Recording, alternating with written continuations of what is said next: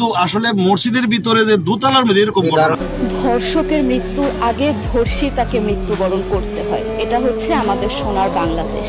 আমরা আসলে নিরাপত্তা কোথায়? আর আমাদের ধর্ষণ করে নির্মমভাবে তারপর মৃত্যুবরণ করতে হচ্ছে। এই দেশে থাকতে চাই না। আইন উপদেষ্টা বললেন যে ধর্ষকের নাকি ফাঁসি দেওয়া সম্ভব হবে না, তাহলে না। আসসালামু আলাইকুম সম্মানিত দর্শক মণ্ডলী, ময়না হত্যার নতুন কিছু তথ্য সামনে এসেছে যা দেখলে রীতিমতো অবাক হবেন। এই ভিডিওটি অত্যন্ত গুরুত্বপূর্ণ আপনার জন্য, কেননা এই ভিডিওতে ফাঁস করা হয়েছে ময়নার নতুন কিছু ভিডিও সামনে আসছে এবং নতুন কিছু লোক এখানে ফেসে গিয়েছে। ময়নাকে মূলত কারা হত্যা করেছে এবং কেনই বা মসজিদে রেখে এসেছে সে বিষয়গুলো নিয়ে সব আপডেট জানতে পারবেন এই ভিডিওতে। অবশ্যই একটি লাইক করে শেষ পর্যন্ত ভিডিওটি দেখতে থাকুন। ধর্ষকের মৃত্যুর আগে ধর্ষী তাকে মৃত্যুবরণ করতে হয়, এটা হচ্ছে আমাদের সোনার বাংলাদেশ। একজন ধর্ষকের জীবনের মূল্যটা এত বেশি যে তাকে ফাঁসির মঞ্চে দাঁড় করা যাবে না। আমরা বাংলাদেশে কয়জন ধর্ষকের নাম জানি যাকে কঠোর থেকে কঠোরতম শাস্তি দেওয়া হয়েছে, যাকে ফাঁসির মঞ্চে দাঁড় করা হয়েছে? আমরা কি আদৌ কেউ জানি? জানি না। অথচ আমরা কতগুলো যারা ধর্ষিত হয়েছে তাদের নাম জানি, অনেক বড়। এই লিস্ট আসলে অনেক বড়, বলে শেষ করা যাবে না। কুমিল্লার তনু, মাগুরার আসিয়া, 2 দিন আগেও কিশোরগঞ্জে 8ম শ্রেণীর একটি ছাত্রীকে বাসা থেকে তুলে নিয়ে ধর্ষণ করা হচ্ছে। বাবার হাতে মেয়ে ধর্ষিত হচ্ছে, ভাইয়ের হাতে বোন ধর্ষিত হচ্ছে। আমরা আসলে নিরাপত্তা কোথায়? আমার মনে হচ্ছে আমরা যেন আইয়ামে জাহিলিয়া যুগে চলে গিয়েছি। মাঝে মধ্যে মনে হয় এর থেকেও খারাপ সময় আছি আমরা, কারণ ওই যুগে মেয়েরা অ্যাটলিস্ট সম্মান নিয়ে মৃত্যুবরণ করতে পারত। জন্মের পরপর জ্যান্ত মাটিতে পুঁতে দেওয়া হতো, আর আমাদের ধর্ষণ করে নির্মমভাবে তারপর মৃত্যুবরণ করতে হচ্ছে। যদি সরকার আমাদের ওই নিরাপত্তা নাই দিতে পারে, তাহলে সরকারের কাছে আমাদের অনুরোধ, আমাদের জ্যান্ত মাটিতে পুঁতে দেখ। আমরা বেঁচে থাকতে চাই না, আমরা সম্মান নিয়ে মৃত্যুবরণ করতে চাই। আমরা এই দেশে থাকতে চাই না যে এই দেশে আমাদের কোনো নিরাপত্তা নেই, যে এই দেশে রাস্তা দিয়ে হাঁটলে আমাদের মধ্যে একটা আতঙ্ক কাজ করে, কখন কি না কি হয়ে যায়। আইন উপদেষ্টা বললেন যে ধর্ষকের নাকি ফাঁসি দেওয়া সম্ভব হবে না, তাহলে নাকি নিরীহ মানুষকেও মাঝে মধ্যে ফাঁসির ব্যবস্থা করা, মিথ্যা মামলায় ফাঁসি দিয়ে ফাঁসির ব্যবস্থা করা হতে পারে। আইন উপদেষ্টার কাছে আমার প্রশ্ন, আল্লাহ না করুক আজকে যদি আপনার কাছের কেউ, আপনার বোন অথবা আপনার স্ত্রী অথবা আপনার মেয়ের সাথে যদি এরকম কোনো কিছু হতো, আপনি কি আসলে এটা বলতে পারতেন যে না, ধর্ষককে ফাঁসি দেওয়া যাবে না? কোনোদিনও পারতেন না। আপনি সবার আগে তার ফাঁসির ব্যবস্থা করতেন, সম্ভব হলে নিজের হাতে মেরে ফেলতেন।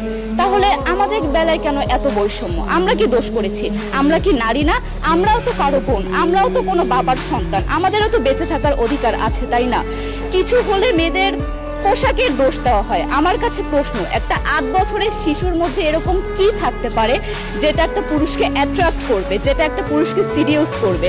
সেরকম হলে আসলে ধর্ষণ করা হতো সবসময় প্রাপ্তবয়স্ক মহিলাকে। কিন্তু আমরা আসলে পরিসংখ্যান গবেষণা করলে দেখতে পারি যে ধর্ষক সবচেয়ে বেশি করা হচ্ছে শিশুদেরকে, কিশোরীদের সবচেয়ে বেশি ধর্ষণ করা হচ্ছে।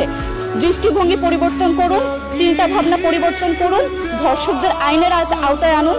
যদি আইন উপদেষ্টা অথবা প্রশাসন যদি ধর্ষকদের শাস্তির ব্যবস্থা না করতে পারে, আমাদের হাতে তুলে দেন, আমরা নিজেদের হাতে শাস্তি দিয়ে দিতে পারবো। এই সাহস আমাদের মধ্যে আছে। বেঁচে থাকার জন্য আমাদের যতটা কঠিন হতে হবে, আমরা কঠিন হওয়ার জন্য প্রস্তুত আছি। আমরা ফাঁসি চাই, ধর্ষকদের কঠোর থেকে কঠোরতম শাস্তি চাই। যতদিন না পর্যন্ত ফাঁসি দেওয়া হবে, যতদিন না পর্যন্ত ধর্ষকদের শাস্তির ব্যবস্থা করা হবে, আমরা আমাদের আন্দোলন অব্যাহত রাখবো। দরকার হলে আমরা শিক্ষা প্রতিষ্ঠান বন্ধ করে দিব, তবুও আমরা থামবো না। এটাই আমাদের দাবি।